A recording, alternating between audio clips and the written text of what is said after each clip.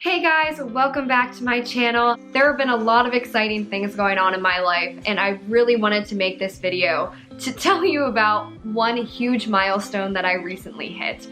This has changed my life in so many ways for the better, and the thing is, any of you can do it too. Journaling. Yep, journaling. That art form that seems to be dying out, but don't let it die out. You need to start a journal. I have been journaling every single day for the past 10 years. I know, that is such a long time, but I've not missed a single day since September 7th, 2010.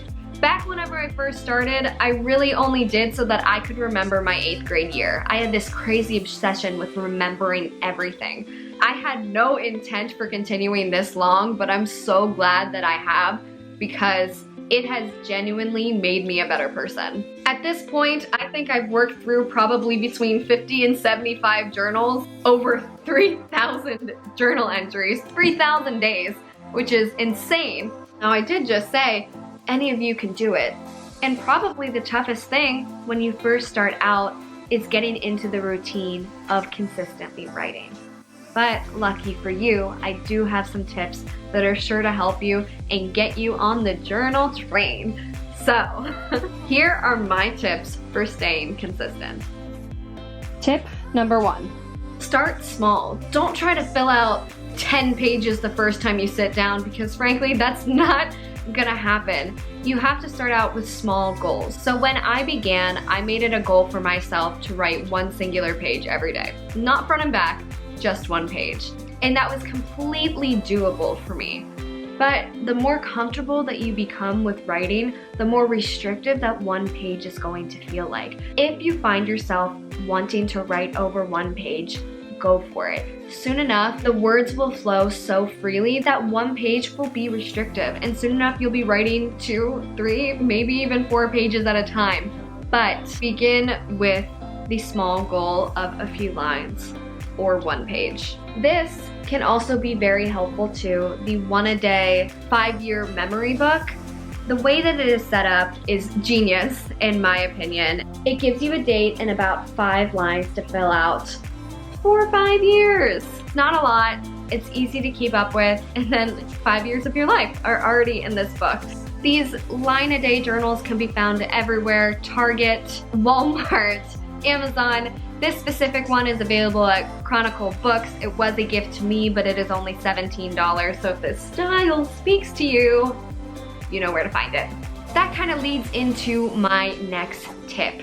Tip number 2 is find a journal that speaks to you. Don't pick up the notebooks with the spiral back that remind you of math problems in high school. You're not going to want to pick that up and fill that out because that just has bad school memories. Pick one that is bound and that is so pretty to look at that you just can't wait to fill it out. This is the one that I currently use. I found it at a local home goods store in Hell's Kitchen. It reminds me of the stars. I'm really into astrology. I read my horoscope every morning, and so as soon as I saw it, I knew that this was the one. Also, keep it in your line of sight, whether that be on your bedside table, on your desk, and keeping it in sight will also remind you, oh, I should probably write. Tip number 3 is to set aside a specific time each day to write, whether that be in the morning or the evening. For me, I like to write right before I go to bed, so between 9:30 and 10:30 p.m. every night. For some people, morning is better, but it's so important to pick one time and stick with it. It can even be helpful to set an alarm for your first week or so to make sure you stick with it and then not forget and be like, oh crap, forgot to write today, I'm not going to. It can be a little annoying to set an alarm at first, I know, but I guarantee that that will get you in the routine, and before long, you won't need that alarm anymore. Finally, my last tip is to use lists. Sometimes even a page can seem very daunting, so just listing out goals, what you need to do today, where do you want to be in 6 months, what are some things that I need to improve on as a person. Listing those out helps you remain accountable, and it's kind of fun to cross them out as you complete those goals. My version of listing is manifesting. I believe that if you write things down and you consistently speak it out into the universe, write it out into the universe, those things are going to happen to you if you work hard enough and if you put your mind to it. So in the past few months, this is something I started to do relatively recently. I've manifested what I want in a relationship, where I want my career to go, kind of things that I just said to you guys. And honestly, some of them have already happened, and it's just the magic of writing it down and reminding yourself and believing in yourself that you can get to those. There's so much magic in writing things down, I promise you. Now that I laid out all the tips for you, I also want to talk about what I've learned in the past 10 years from journaling. Over all that time, my style has evolved tremendously. It went from being pretty vague, only writing down what I did in a day. I would write down inside jokes and think that I would remember them 20 years into the future, and now I look at my first journal, I'm like, what the heck was I talking about?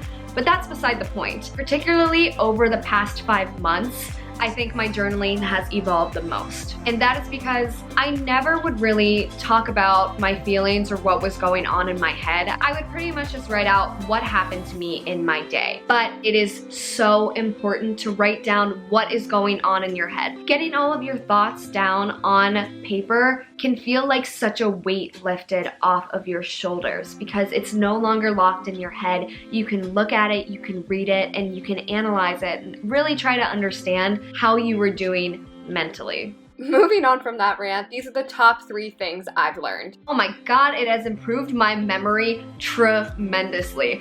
I can remember some weird, really obscure dates. I remember like the day that my crush said that he liked me in 2010 that led to like my first ever relationship, okay? November 12th, 2010. I guess just writing everything down unlocks something in your brain and just gives yourself a little bit of brain power and keeps it on its toes.